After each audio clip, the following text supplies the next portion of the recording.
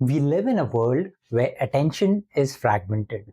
The average adult checks their phone over 150 times a day, and each interaction lasts mere seconds. This isn't just a distraction, it's a design opportunity. In our last episode of the series, we met Ria, a customer success manager who stumbled upon a short LinkedIn video that solved her problem faster than any traditional training module which was available to her. That moment wasn't just lucky, it was designed. And today, we are going to explore how instructional designers and educators can intentionally create learning experiences that fit the scroll. Let's start with the design phase of the ADDIE model, the blueprint stage, that is analysis. This is where we decide how learning will be structured, sequenced, and delivered. When designing for doom scrollers, we must embrace microlearning, a strategy backed by cognitive load theory and behavioral psychology. Microlearning isn't just about making content short. It's about making it focused, contextual, and actionable. According to research from the Journal of Applied Psychology, learning in small, spaced intervals improves retention by up to 17% compared to traditional formats. Why? Because our brains are wired to process information in chunks. This is known as chunking.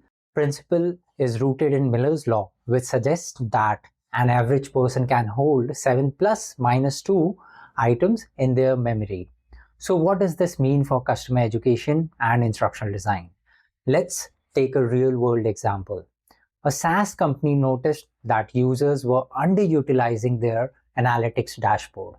Instead of launching a full training course, they created a series of 45-second videos, each focused on one feature, one use case, and one outcome. These videos were embedded in their product UI, shared on LinkedIn, and pushed via email. Within a month, dashboard usage increased by 30% and support tickets dropped by 22%. This is the power of just-in-time learning with microlearning.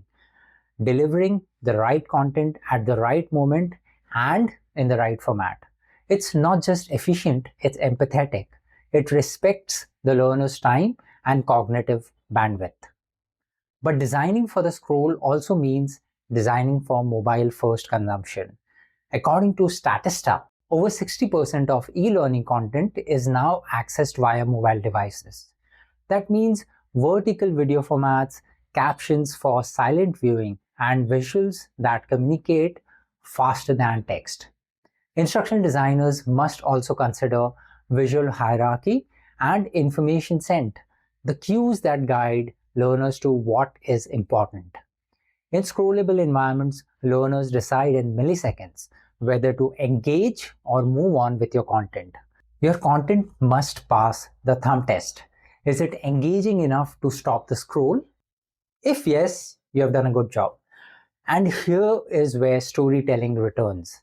Even in microlearning, narrative matters. A quick tip wrapped in a relatable scenario, like Ria solving a real problem, creates emotional resonance. It's not just about what you teach, but how you frame it. So if you are a customer success or a customer education professional, ask yourself, can your onboarding be broken into scrollable moments?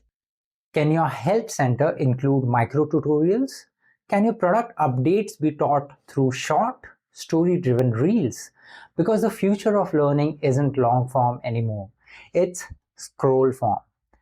In our next episode, we'll explore how to keep learners coming back using behavioral psychology and addictive learning loops.